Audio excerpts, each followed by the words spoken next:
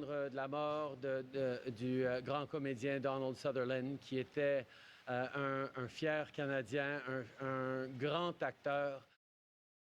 Réaction de Justin Trudeau, effectivement, au décès de l'acteur canadien Donald Sutherland, décédé à l'âge de 88 ans.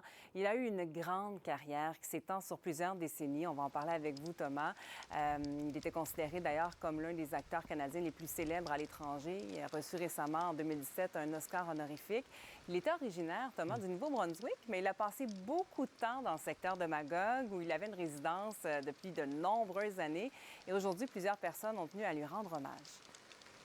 Voilà, il avait une résidence en fait dans le secteur de Georgeville où je me trouve dans le canton de Stansted depuis plus de 30 ans. Et oui, les gens le rencontraient, le côtoyaient. Il allait justement à la marina qui se trouve derrière moi. Il y a un petit restaurant. Il venait là régulièrement.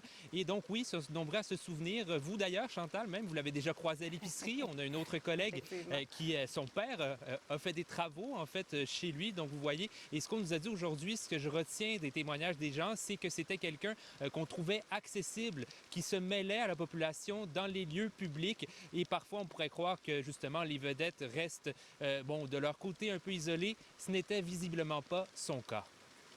En fait, oui, à Magog, il fait un peu partie de l'histoire de Magog, si on veut, parce que, on le sait, c'est un acteur canadien. C'est une personnalité assez simple aussi. C'était quelqu'un... Moi, j'étais tout jeune garçon, 11-12 ans. On avait une épicerie boucherie chez nous. Mon père tenait boucherie, puis ils venaient, eux autres. On les appelait les gentlemen farmers, parce qu'ils arrivaient en bottes à tuyaux, les salopettes, pas de chandail, une bretelle attachée... parce que souvent, on s'attend qu'une vedette d'Hollywood va être beaucoup plus, je sais pas, guindée ou va moins se mélanger à la population. Mais non, ils étaient gentils, aimables. Je croisais une dame ce matin qui me disait qu'elle faisait souvent l'épicerie avec lui au métro. Alors, voyez-vous, je pense que c'est des gens qui allaient vraiment vers la communauté où ils vivaient depuis des années. Et Thomas, on se souviendra aussi de lui dans la région pour ses implications au niveau de l'environnement. Voilà, parce qu'il affectionnait particulièrement, c'est ce qu'on nous a dit, le lac Memphremagog, le magnifique lac qui se trouve derrière moi. Et même, il a donné sa voix donc au Memphremagog Conservation, son appui. Il était membre et donc c'était un appui, je dirais, symbolique parce que ce n'était pas un militant, mais tout de même, il montrait son affection par rapport à cette cause environnementale-là. Et ça, on nous dit que ça a donné un coup de pouce, évidemment, à faire connaître les grands enjeux concernant le lac. Écoutez, j'espère qu'il y a d'autres gens comme lui qui vont s'intéresser à l'environnement, qui vont pouvoir faire valoir l'importance des milieux naturels. C'est ce qu'on doit répéter parce que on protège bien ce que l'on connaît bien.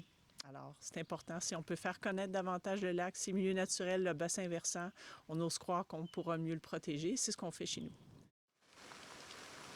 Et signe peut-être qu'il y a aussi l'environnement qui est en pleurs aujourd'hui, la pluie qui a commencé cet après-midi après l'annonce de son décès. Ah oui, ça vient tout juste de commencer. On vous voyait juste avant le bulletin avec dans un endroit tout à fait magnifique. Bon, allez vous mettre à l'abri. Merci beaucoup, Thomas. Au revoir. Au revoir.